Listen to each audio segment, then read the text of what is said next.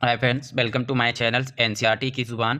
Class 10th Bharat और समकालीन विश्व चैप्टर है औद्योगिकीकरण का युग। और यह जो हम वीडियो अध्ययन करेंगे यह हमारे लिए DSSB, KVS, NBS, EMRS, BPSC TRE 4 और क्लास 10th के बोर्ड के बच्चों के लिए बहुत ही हेल्पफुल होने वाला है। तो अगर वीडियो आपको अच्छा लगे तो प्लीज़ लाइक शेयर सब्सक्राइब जरूर कीजिएगा। हम शुरू करते हैं।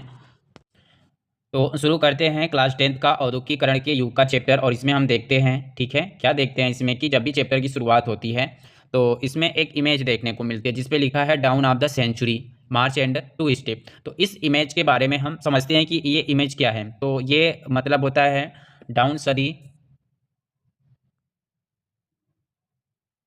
तो dawn of the century chapter image का नाम है। इसमें क्या है, डाउन ऑफ द सेंचुरी का मतलब होता है नई सदी का उदय। चित्र के विवरण की बात करें तो यह चित्र जो है सन 1900 में 1900 में E.T. पॉल ने म्यूजिक कंपनी है एक संगीत की किताब प्रकाशित की थी जिसकी कवर पर लिखा था डाउन ऑफ द सेंचुरी। इस प्रतीक का मतलब क्या होता है, तो इस तस्वीर के केंद्र में देवी जैसी आकृति है जो नई सदी का प्रतीक है। पहिया इसमें दिया हुआ है। पहिया जो है वह देवी के एक पैर पंखों वाले पहिए पर टिका है जो समय को दर्शाता है और उसकी उड़ान भविष्य की ओर है। उन्नति के चिन्ह की बात करें तो जो ये चिन्ह है तस्वीर में देवी के पीछे क्या क्या है, रेलवे है, कैमरा दिया हुआ है, मशीन है, प्रिंटिंग प्रेस है और कारखाने हैं। इनके तौर तैर रहे हैं, ये जो सभी हैं ये तैर रहे हैं जो औद्योगिक प्रगति को दर्शाते हैं। तो यह था जो चैप्टर की शुरुआत में जो इमेज दी हुई है उसके बारे में एक्सप्लेनेशन था ये चीज़ें।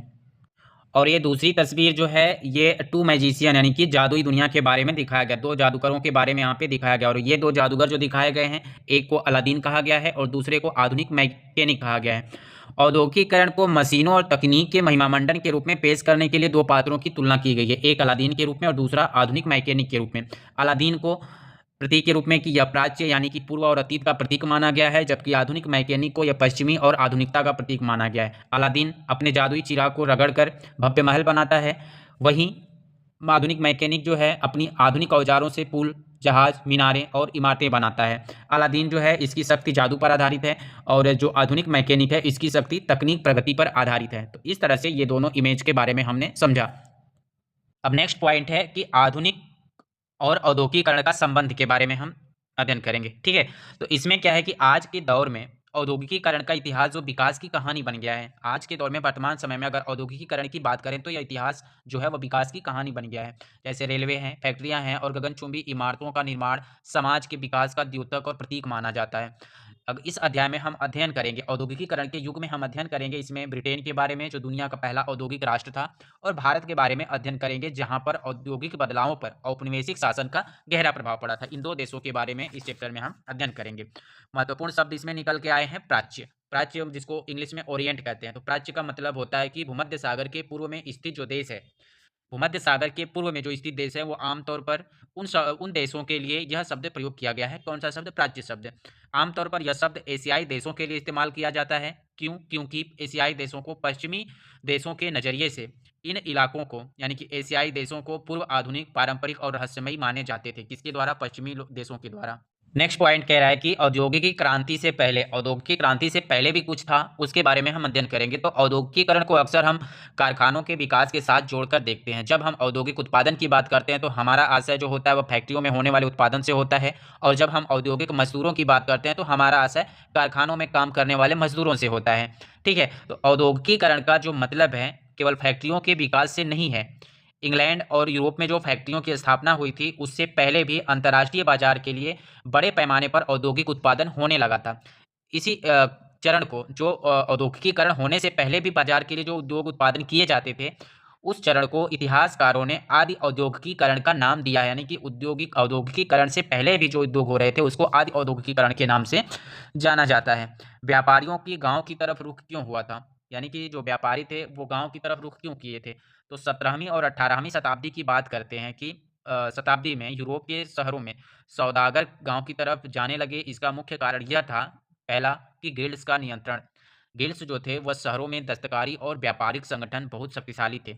वे नए लोगों को काम शुरू करने से रोकते थे और कीमतों पर नियंत्रण रखते थे। कौन से? गिल्ड्स जो थे। गिल्ड्स को एकाधिकार प्राप्त था, और इनको एकाधिकार किसके द्वारा प्राप्त था? तो शासकों के द्वारा प्राप्त था। शासकों ने गिल्ड्स को विशिष्ट उत्पादों के उत्पादन और व्यापार का एकाधिकार दिया हुआ था। गिल्ड्स की बात करें तो ये बढ़ती मांग किसकी थी, तो दुनिया के विभिन्न हिस्सों में उपनिवेश बनने के कारण चीज़ों की मांग बढ़ रही थी, जिससे केवल शहरों में रहकर पूरा नहीं किया जा सकता था। इसलिए जो व्यापारी थे उन्होंने गाँव की तरफ रुख किया। गाँव में जो व्यापारी थे, शहरों में किसका गिल्ड्स का बोलाबाला था, इसलिए वो वहाँ पे नहीं रह सकते थे। और जो मांग थी, समाज की मांग थी, बढ़ती जा रही थी। इस मांग को पूरा करने के लिए ये गाँव की तरफ बढ़े। दूसरा पॉइंट है कि किसानों और कारीगरों की स्थिति पर क्या असर पड़ा था। यह औद्योगिकरण क्रांति से पहले के बाद की हो रही है। किसानों और कारीगरों की स्थिति पे क्या प्रभाव पड़ा, तो गांव में जो गरीब किसान और काश्तकार सौदागर के लिए काम करने के लिए तैयार क्यों हो गए थे, तो जो खुले खेत थे खत्म हो गए थे। आप जानते हो कि जब कामन्स की, अब पिछले अध्याय में हमने देखा था वो चीज़ें कि कामन्स की बड़ाबंदी होने से साझा जमीन से जलावन और चारा फल बीनने का जो रास्ता बंद हो गया था, उस बंद रास्ते को क्या किया गया था कि प्राप्त करने के लिए, ठीक है? और खेत भी खत्म हो गए थे, तो जो छोटे किसान थे, जो साझा ज़मीनों से लकड़ी, बेरियाँ, सब्जियाँ, भूसा और चारा आदि बीनकर प्राप्त कर लेते थे और उसे क्या करते थे ये कि जो छोटे किसान थे वो कांटेजार और गरीब किसान जो थे वो आमदनी के नए स्रोत ढूँढने लगे थे, ठीक है? जैसे आमदनी की ज़रूरत, छोटे किसानों के पास इतने बड़े खेत नहीं थे कि घर के सभी लोगों का वो पेट भर सके। गाँव में रहकर काम, सौदागरों से पेशगी लेकर वे अपने खेतों को सँभालने हेतु घर पर ही काम कर सकते थे। इसलिए जो गाँव में गरीब किसान और काश्तकार सौदागरों के लिए काम करने के लिए राज़ी हो गए थे। अब बात करेंगे कि आदि औद्योगिक व्यवस्था का स्वरूप कैसा था? ठीक है? यानी कि औद्योगिक क्रांति जो हो रही है, औद्योगिक हुआ था, उससे पहले जो आदि औद्योगिक था, उसका स्वरूप कैसा था? यह व्यवस्था जो थी, कौन-सी व्यवस्था? आदि औद्योगिक व्यवस्था व्यावसायिक आदान-प्रदान के एक नए नेटवर्क का हिस्सा थी, जिसका नियंत्रण व्यापारियों के हाथ में था। उत्पादन केंद्र इनका कहाँ था? तो आदि औद्योगिक व्यवस्था का जो उत्पादन केंद्र था, वह कारखानों के बजाय घरों में होता था। श्रमिकों की संख्या इसमें कितनी थी? तो आदि औद्योगिक में श्रमिकों की संख्या की बात करें तो एक कपड़ा व्यावसायिक उत्पादन के हर चरण में, यानी कि जो कपड़ा का उत्पादन होता था, उसमें पहले कताई होता था, फिर बुनाई होता था, फिर रंगाई होता। तो एक कपड़ा व्यवसायी जो था वो एक कपड़े के उत्पादन के चरण में जो लगभग 20 से 25 मज़दूरों से काम करवाता था। इस तरह हर सौदागर के पास सैकड़ों मज़दूर काम करते थे। लंदन फिनिशिंग सेंटर के रूप में कैसे प्रसिद्ध हुआ था? तो कपड़ों की अंतिम फिनिशिंग लंदन में होती थी, जिसके बाद उन्हें अंतर्राष्ट्रीय बाज़ार में बेचा जाता था। इसलिए लंदन को फिनिशिंग सेंटर के रूप में जाना जाता था। महत्वपूर्ण शब्द इसमें आते हैं जो एग्जाम में भी आते हैं। स्टेपलर, स्टेपलर का मतलब क्या होता है? वह व्यक्ति जो रेशे के हिसाब से उनको छाँटता है, वह स्टेपलर कहलाता है। फुलर, फुलर का मतलब होता है वह व्यक्ति जो चुन्नटों के सहारे कपड़ों को समेटता है, वह फुलर कहलाता है। कार्डिंग का मतलब क्या होता है? तो कार्डिंग वह प्रक्रिया है जिसमें कपास या ऊन के रेशों को कताई के लिए तैयार किया जाता है। अगला पॉइंट है कारखानों का उदय। इंग्लैंड में कारखानों का उदय कैसे हुआ था और कब हुआ था, इसके बारे में जानेंगे कि शुरुआत के बारे में। इंग्लैंड में सबसे पहले कारखाने 1730 के दशक में खुले, लेकिन उनकी संख्या में अगर तेजी से विस्तार हुआ तो वह समय का दौर था 18वीं सदी के आखिर में हुआ था। प्रतीक क्या है? तो कपास काटन है, एक नए युग का पहला प्रतीक माना जाता है। यानी नए युग का पहला प्रतीक किसे माना जाता है? तो कपास या काटन को माना जाता है। 19वीं सदी के अंत में इसके उत्पादन में भारी वृद्धि हुई थी। कच्चे कपास का आयात ब्रिटेन कहाँ से करता था? तो 1760 में ब्रिटेन अपनी ज़रूरतों के लिए 25 लाख पाउंड कच्चे कपास का आयात करता था और 1787 में यह आयात बढ़कर कितना हो गया था? तो 220 लाख पाउंड तक पहुंच गया था। यानी कि मात्र 27 साल में 25 लाख से 220 लाख तक पहुंच चुका था। तो इसलिए आप अनुमान लगा सकते हैं कि औद्योगिक क्रांति की जो शुरुआत हुई थी इंग्लैंड में, वहाँ पे कच्चे मालों की ज़रूरत कितनी ज़्यादा बढ़ती जा रही थी। उत्पादन प्रक्रिया में बदलाव और आविष्कार। तकनीकी सुधार क्या हुए? 18वीं सदी के कई आविष्कार हुए जिन्होंने उत्पादन के हर चरण की कुशलता को बढ़ा दी। तो इस जो तकनीकी का आविष्कार हुआ था, इसको क्या कहा जाता है? कार्डिंग कहा जाता है, ऐंठना कहा जाता है, कताई और लपेटने। परिणाम क्या हुआ कि प्रति मजदूर उत्पादन बढ़ गया, पहले से ज़्यादा मजबूत धागों व रेशों का निर्माण होने लगा। रिचर्ड आर्कराइट कौन थे? तो रिचर्ड आर्कराइट जो थे, इन्होंने सूती कपड़ा मिल की रूपरेखा सामने रखी थी। यानी सूती कपड़ा मिल की रूपरेखा सामने किसने रखी थी? तो रिचर्ड आर्कराइट ने रखी थी। कारखानों के लाभ। गांव बनाम कारखाना। पहले कपड़ा उत्पादन पूरे देहात में फैला था और लोग घरों पर काम करते थे, लेकिन कारखानों से आने से निम्नलिखित बदलाव आए।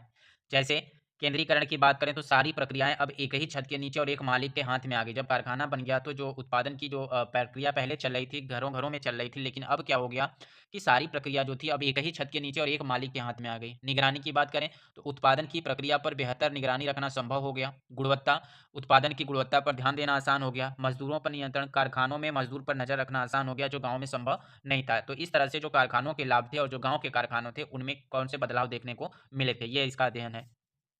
19वीं सदी के जो दृश्य थे उसमें क्या बदलाव देखने को मिल रहे थे? तो इंग्लैंड के परिदृश्य की बात करें तो 19वीं सदी की शुरुआत तक कारखाने इंग्लैंड के भूदृश्य का अभिन्न अंग बन गई थी। नई तकनीकी का प्रभाव, नए कारखाने और विशाल मशीनें इतने प्रभावशाली थी कि लोगों की आंखें चौंधिया जाती थीं। एक अहम पहलू, लोग कारखानों की चमक धमक में इतने खो गए कि ये वे भूल गए कि गलियों और छोटी वर्कशॉप में भी अभी भी उत्पादन का काम जारी था।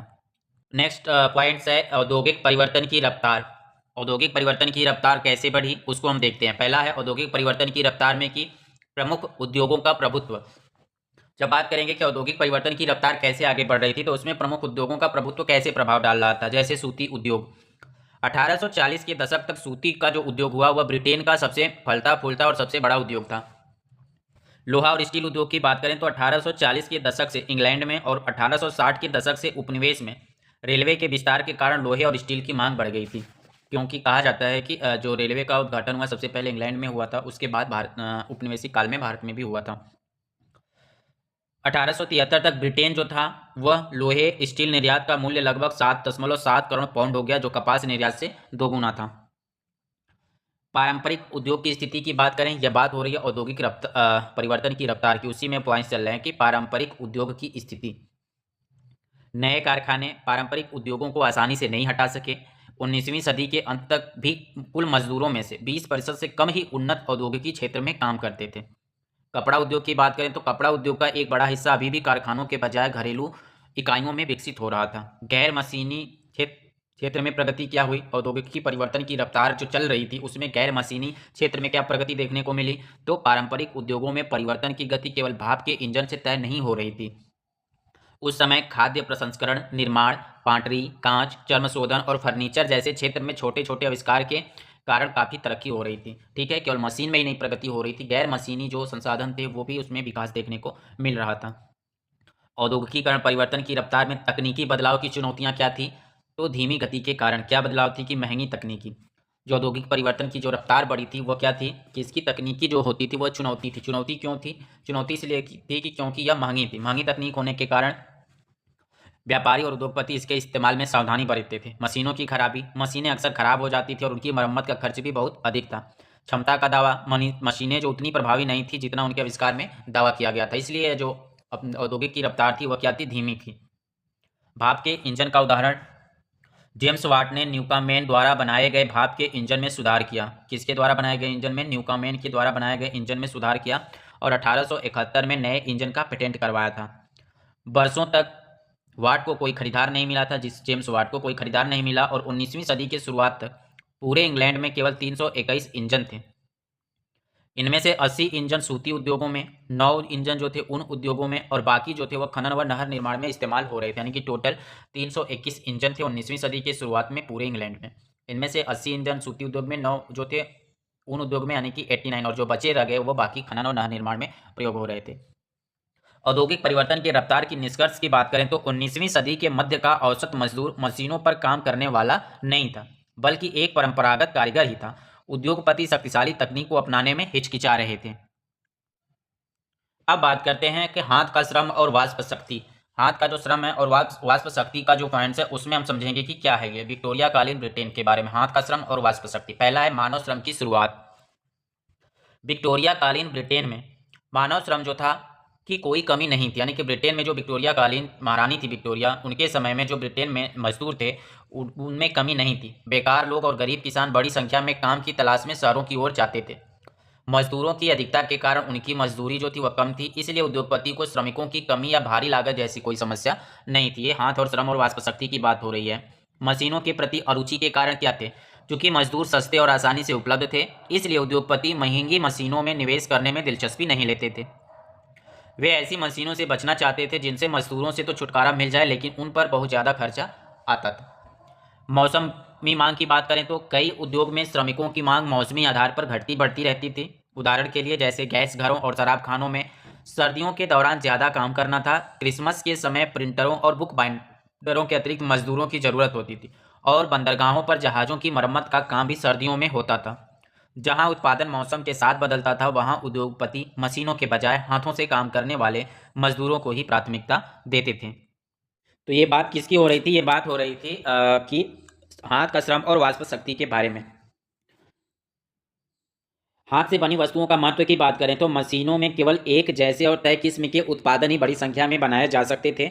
बाजार में अक्सर बारीक डिजाइन और खास आकारों वाली चीजें की मांग रहती थी, जिन्हें बनाने के लिए यांत्रिक तकनीक के बजाय मानवीय निपुणता की आवश्यकता थी। जैसे 19वीं सदी के मध्य में ब्रिटेन में 500 तरह के हथौड़े और 85 तरह की कुल्हाड़ियां बनाई जा रही थी। उच्च वर्ग की पसंद की बात करें तो विक्टोरिया कालीन ब्रिटेन में उच्च वर्ग के लोग हाथों से बनी चीज़ों को अधिक महत्व देते थे। हाथ से बनी चीज़ों को परिष्कार और सुरुचि का प्रतीक माना जाता था, क्योंकि उनकी फिनिशिंग और डिजाइन बेहतर होती थी। मशीनों से बनी वस्तुओं को अक्सर उपनिवेशों में निर्यात कर दिया जाता था। ब्रिटेन बनाम अमेरिका की स्थिति की बात करें तो जिन देशों में मजदूरों की कमी होती थी, वहाँ उद्योगपति मशीनों का इस्तेमाल करना ज़्यादा पसंद करते थे। ठीक है, यानी कि जिन देश में मजदूर की कमी थी, वहाँ उद्योगपति क्या करते थे, मशीनों का इस्तेमाल करना पसंद करते थे। जैसे 19वीं सदी में अमेरिका की बात हो रही है। अमेरिका में किसकी ज़्यादा प्रयोग होती है, वहाँ पे मजदूरों की कमी थी, इसलिए वहाँ पे मशीनों का प्रयोग किया जा रहा था। इसके विपरीत ब्रिटेन में कामगारों की कोई कमी नहीं थी, इसलिए वहाँ पे मशीनीकरण की प्रक्रिया धीमी रही थी। तो यह हमने अध्ययन किया कि हाथ का श्रम की बात हो रही है। उस तरह से औद्योगिकीकरण के दौरान जब औद्योगिकरण हो गया था, मशीनें आ चुकी थी, फिर भी हाथ के श्रम की ज़्यादा मांग क्यों थी, तो उसके बारे में हमने यहाँ पे देखा। ठीक है, अब हम बात करें कि मजदूरों की ज़िंदगी कैसी हुई। जब औद्योगिकीकरण आ गया था, उद्योग आ गया था, तो उस समय मजदूरों का ज़िंदगी कैसा था, क्या देखने को मिलता था, मजदूरों की ज़िंदगी में क्या बदलाव आए। तो नौकरी की किल्लत और सामाजिक संपर्क पहला पॉइंट है कि मजदूरों की ज़िंदगी में क्या बदलाव आए। तो उनमें पहला पॉइंट देखने को मिलता है कि उनके जीवन में नौकरी की किल्लत हुई और सामाजिक संपर्क में बहुत सारे बदलाव आए। जैसे श्रम की बहुतायत, बाजारों में मजदूरों की संख्या बहुत अधिक थी, जिससे नौकरियां मिलना कठिन था। सिफारिश का महत्व, नौकरी मिलना मुख्य रूप से कुनबे, कुटुंब, परिवार या जान पहचान पर निर्भर करता था। जिनके संपर्क नहीं थे उन्हें हफ्तों इंतजार करना पड़ता था। आवास की समस्या, बेरोजगार लोग अक्सर पुलों के नीचे, रैन बसेरों या सरकारी अस्थायी बसेरों में रातें गुजारते थे। मौसमी कार्य और बेरोजगारी, औद्योगिकीकरण आने से जो मौसमी कार्य थे और उसके में बेरोजगारी का क्या दम्भ देखने को मिला मजदूरों को। तो मौसमी काम जैसे बहुत सारे उद्योगों में काम केवल खास सीजन में होता था। काम खत्म होने के बाद मजदूर दोबारा सड़क पर आ जाते थे, तो इस तरह उनसे बेरोजगारी का सामना करना पड़ता था। गांव की ओर वापसी, कुछ मजदूर सीजन खत्म होने पर वापस गांव चले जाते थे, लेकिन ज़्यादातर शहर में ही काम, छोटा मोटा काम ढूंढने की कोशिश करते थे, जो काफ़ी मुश्किल था। वेतन और वास्तविक आय की बात करें तो मजदूरों की जो स्थिति हुई औद्योगिकीकरण आने के समय कि उनके वेतन और वास्तविक आय में क्या हुआ कि उस समय कीमतों में वृद्धि होने लगी थी। 19वीं सदी की शुरुआत में वेतन तो बढ़ा, लेकिन महंगाई की वजह से मजदूरों की वास्तविक आय कम हो गई थी। वे उतने पैसों में अब कम चीज़ें खरीद पाते थे। महंगाई कब बढ़ी थी, महंगाई बढ़ी थी नेपोलियन के युद्ध के दौरान महंगाई बढ़ी थी। काम के दिनों की संख्या की बात करें तो मजदूरों की औसत आय सिर्फ वेतन पे नहीं बल्कि इस पर निर्भर थी कि उन्हें साल में कितने दिन काम मिला है। आर्थिक मंदी की बात करें तो 1830 के दशक की आर्थिक मंदी में बेरोजगारी का स्तर कुछ क्षेत्रों में 35 से 75% तक पहुंच गया था। उस समय एक चीज़ यह भी देखने को मिलता है कि 19वीं सदी के मध्य में सबसे पहले अच्छे हालात में भी लगभग 10% शहरी आबादी जो निहायत गरीब थी उस समय। ठीक है, इस जो परिच्छेद देखने को मिलता है। तो 1830 के दशक में जो आर्थिक मंदी आई थी उस समय 35 से 10% तक पहुंच जाती थी। मजदूरों की जो बेरोजगारों की आशंका के कारण मजदूर जो थे वह नई प्रौद्योगिकी से चिढ़ने लगे थे। जैसे नई तकनीकी का विरोध किया, जैसे स्पेनिंग जेनिंग आई थी। स्पेनिंग जेनिंग कब आई थी, 1764 ईस्वी में बनाई गई थी। किसके द्वारा, जेम्स हारग्रीव्स के द्वारा बनाई गई थी। इस तकनीकी से डर किसको था, मजदूरों को डर था कि नई मशीनों के आने से उनकी नौकरियां छिन जाएंगी। स्पेनिंग जेनिंग का हमला, जब उन उद्योग में स्पेनिंग जेनिंग मशीन आई तो हाथ से ऊन काटने वाली महिलाओं ने इन मशीनों पर हमला शुरू कर दिया और यह टकराव जो था वो लंबे समय तक देखने को मिलता है। 1840 के बाद सुधार क्या देखने को मिलता है, जो निर्माण की गतिविधियां थी।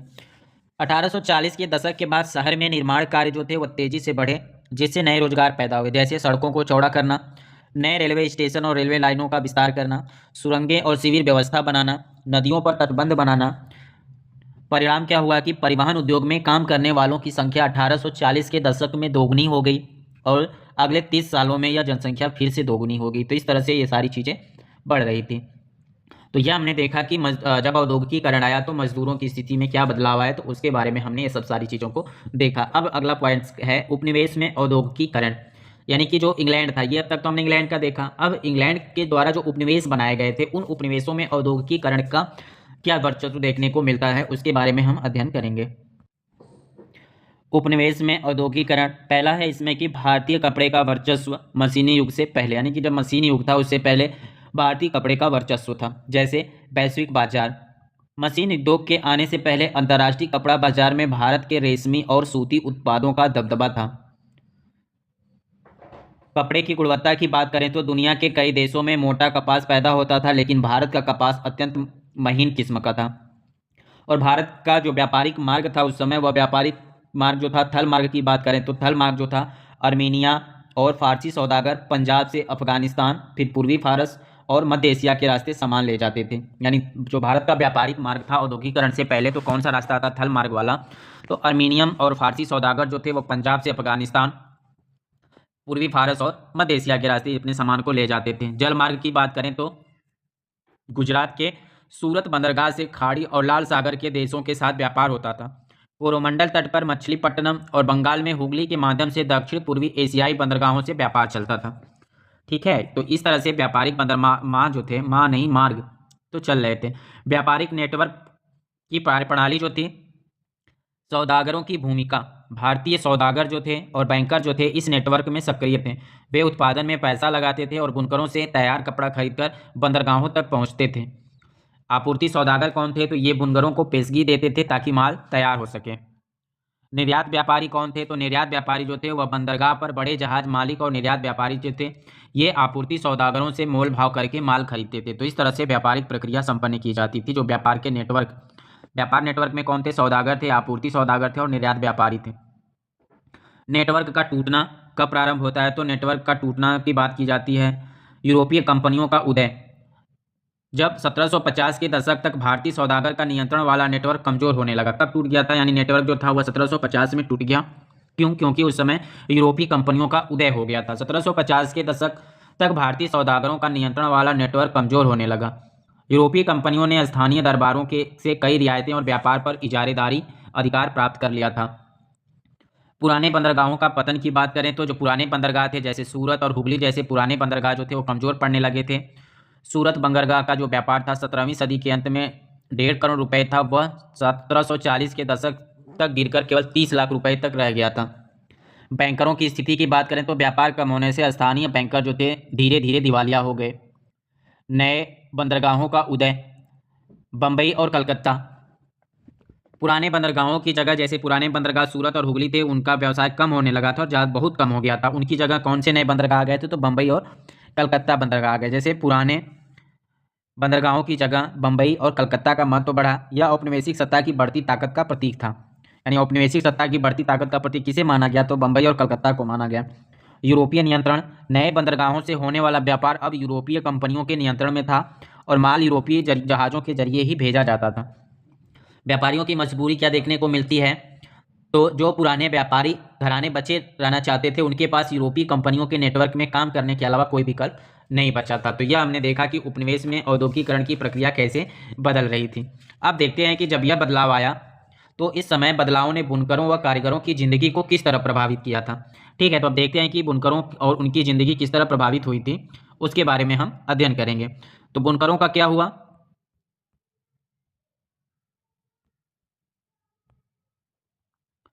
शुरुआत की स्थिति की बात करें तो 1760 के दशक के बाद ईस्ट इंडिया कंपनी की सत्ता के सुदृढ़ीकरण के शुरुआती दौर में 1757 में ईस्ट इंडिया कंपनी जो प्लासी का युद्ध हुआ था उसमें विजय हासिल की थी और यहाँ पे सत्ता स्थापित किया अपना। तो उसी के बारे में बात हो रही कि ईस्ट इंडिया कंपनी की सत्ता के सुदृढ़ीकरण के शुरुआती दौर में भारतीय कपड़ा निर्यात में गिरावट नहीं आई थी। ब्रिटिश कपास उद्योग अभी विकसित नहीं हुआ था और यूरोप में बारीक कपड़ों की, जो बारीक भारतीय कपड़े थे उनकी मांग वहाँ पे थी बहुत ज़्यादा संख्या में। कंपनी भारत से होने वाले निर्यात को अधिक बढ़ाना चाहती थी। कंपनी के सामने चुनौती क्या थी उस समय की? 1760 और 1770 के दशक में कंपनियों को आसानी से सप्लाई नहीं मिल पाती थी। बाजार में जो थी फ्रांसीस थे, डच थे, पुर्तगाली थे और स्थानीय व्यापारियों के बीच होड़ प्रतिस्पर्धा उस समय भी मौजूद थी। बुनकर और आपूर्ति सौदागर सबसे ऊंची बोली लगाने वाले को ही अपना माल बेचते थे। कंपनी द्वारा नियंत्रण के उपाय और प्रबंधन की व्यवस्था। राजनीतिक सत्ता मिलते ही कंपनी ने अपने व्यापार पर अपना एकाधिकार जमाना शुरू किया और नियंत्रण के लिए निम्नलिखित कदम उठाए। कौन कौन से कदम उठाए? गुमास्ता की नियुक्ति किया उन्होंने। कंपनी ने बुनकरों पर निगरानी रखने, माल इकट्ठा करने और गुणवत्ता जांचने के लिए वेतनभोगी कर्मचारी तैनात किए जिन्हें गुमास्ता कहा जाता था। अन्य खरीदारों पर पाबंदी, बुनकरों को अन्य व्यापारियों को माल बेचने से रोक दिया गया। पेशगी या कर्ज की व्यवस्था की बात करें तो बुनकरों को कच्चा माल खरीदने के लिए कर्ज दिया जाता था। शर्त यह थी कि जो कर्ज लेगा उसे अपना माल केवल गुमास्ता को ही देना होगा। यह बात उनके सामने रखी गई। बुनकरों पर प्रभाव और टकराव। बुनकरों पर क्या प्रभाव पड़ा, उन्होंने क्या टकराव, तो जमीन का नुकसान। बुनकर खेती छोड़कर पूरा समय बुनाई में लगाने लगे। पूरा परिवार जो बच्चे और औरत इसी काम में जुट गया। गुमास्तों का क्रूर व्यवहार। पुराने सौदागर गांव में रहते थे और बुनकरों की मदद करते थे, लेकिन नए गुमास्ता बाहरी लोग थे। वे सिपाहियों के साथ आते थे और माल देरी से मिलने पर बुनकरों को कोड़ों से पीटते थे। कम दाम। बुनकरों को मिलने वाली कीमत जो थी बहुत कम थी और वे कर्ज के कारण कंपनी से बंध चुके थे। बुनकरों की प्रतिक्रिया और विद्रोह। गांव छोड़कर जाना। कर्नाटक और बंगाल में बहुत से बुनकर गांव छोड़कर चले गए और दूसरे स्थानों पर बस गए। बगावत क्या किया इन्होंने, तो जो बुनकर थे कई जगहों पर बुनकरों ने स्थानीय व्यापारियों के साथ मिलकर कंपनी के खिलाफ विद्रोह किया। खेती और की ओर वापसी। अंततः बहुत से बुनकरों ने कर्ज लौटाने से इनकार कर दिया, अपने करघे बंद कर दिए और खेतों में मजदूरी करने लगे। इस तरह से जो परिवर्तन देखने को मिला, जो बुनकरों की समस्या दयनीय होती जा रही थी। तो अब हम देखेंगे कि 19वीं सदी में आते आते कपास बुनकरों के सामने नई समस्या क्या पैदा हो गई थी। ठीक है, तो उसको हम देखेंगे कि भारत में जब मैनचेस्टर आ गया था उसके बाद जो कपास के बुनकर थे उनको सामने क्या समस्या आती है, हम इसको इस पॉइंट से हम समझेंगे। ठीक है, तो क्या कह रहा है कि भारत में मैनचेस्टर का आना, भारत कपड़ा निर्यात में गिरावट आ गई। ठीक है, यानी कि जो भारत उससे पहले निर्यात करता था, जब भारत में मैनचेस्टर आ गया तो यहाँ पे समस्या देखने को मिलती है। जैसे प्रारंभिक स्थिति क्या है, 1772 ईस्वी में ईस्ट इंडिया कंपनी के अधिकारी था हेनरी पुतलो। उसने कहा था कि भारतीय कपड़ों की मांग कभी कम नहीं हो सकती, क्योंकि दुनिया में इतना अच्छा माल कहीं और नहीं बनता है। बदलाव क्या देखने को मिला कि 19वीं सदी की शुरुआत से निर्यात में गिरावट आने लगी। 1811 से 12 में जहाँ कुल निर्यात सूती माल का जो हिस्सा था वह 33% था, वहीं 1850 और 51 तक आते आते यह घटकर केवल 3% रह गया था। मैनचेस्टर के आने के कारण क्या हुआ था कि ब्रिटिश उद्योग का दबाव, इंग्लैंड में उद्योग, यानी मैनचेस्टर के आने के कारण ब्रिटिश उद्योगों का दबाव, इंग्लैंड में कपास जो थे वह उद्योग विकसित होने पर वहाँ के उद्योगपतियों ने सरकार पर दबाव डाला कि वे बाहर से आने वाले कपड़े पर आयात शुल्क लगाएं ताकि मैनचेस्टर का कपड़ा बिना प्रतिस्पर्धा के बिक सके। दूसरा, ईस्ट इंडिया कंपनी पर दबाव। ईस्ट इंडिया कंपनी पर दबाव किसने लगाया, तो उद्योगपतियों ने कंपनी को मजबूर किया कि वह ब्रिटिश कपड़ों को भारतीय बाजारों में बेचे। परिणाम, 1850 तक सूती कपड़े का आयात भारतीय कुल आयात का 31% हो गया और 1870 तक यह 50% से ऊपर चला गया। भारतीय बुनकरों के सामने समस्या क्या आती है, तो भारतीय बुनकरों के सामने समस्या यह आती है कि मैनचेस्टर के आगमन से बुनकरों के सामने एक साथ कई चुनौतियां खड़ी हो गई। निर्यात बाजार का ढहना, विदेशी बाजारों में भारतीय कपड़ों की मांग खत्म हो गई। स्थानीय बाजारों का सिकुड़ना, भारतीय बाजार मैनचेस्टर के मशीन से बने सस्ते कपड़ों से भर गए। बुनकर हाथ से बने कपड़ों के साथ कीमत में मुकाबला नहीं कर सके। कच्चे माल की कमी की बात करें तो 1860 का दशक जो था, अमेरिकी गृह युद्ध के कारण अमेरिका से ब्रिटेन को कपास मिलना बंद हो गया। ब्रिटेन अब भारत से कच्चा कपास मंगाने लगा, जिससे भारत में कच्चे कपास की कीमत आसमान छूने लगी। बुनकरों को ऊंची कीमतों पर कपास खरीदना पड़ता था, जिससे बुनकरी लाभहीन हो गई। भारतीय कारखानों का उदय 19वीं सदी के अंत में होता है। भारत में भी मशीनों से बनने वाली चीज़ों का उत्पादन शुरू हो गया, जिससे हस्तशिल्प बुनकरों का अस्तित्व खतरे में पड़ गया। निष्कर्ष क्या है कि मैनचेस्टर से मशीनी कपड़ों के आने और कच्चे माल की किल्लत ने भारतीय पारंपरिक बुनकरी उद्योग को पूरी तरह से संकट में डाल दिया था। ठीक, अब अगले पॉइंट्स में हम पढ़ेंगे, क्या पढ़ेंगे कि फैक्ट्रियों का आना और प्रारंभिक उद्यमी ये कौन थे जो फैक्ट्रियां लगा रहे थे भारत में, वो उद्योग कौन लगा रहा था, उनके लिए पूंजी कहाँ से आ रही थी, मिलों में काम करने वाले लोग कौन थे। तो इन फैक्ट्रियों के बारे में हम पढ़ेंगे कि भारत में फैक्ट्रियों की शुरुआत कैसे हुई। तो भारत में फैक्ट्रियों की जो शुरुआत हुई थी इसके बारे में हम नेक्स्ट वीडियो में करेंगे। ठीक है, तब तक के लिए धन्यवाद। अगर वीडियो अच्छा लगा हो तो लाइक शेयर सब्सक्राइब जरूर कीजिएगा ताकि आने वाली वीडियो आसानी से मिले, और इसमें जो भी कोई सुधार करना हो तो आप कमेंट में बता सकते हो। धन्यवाद।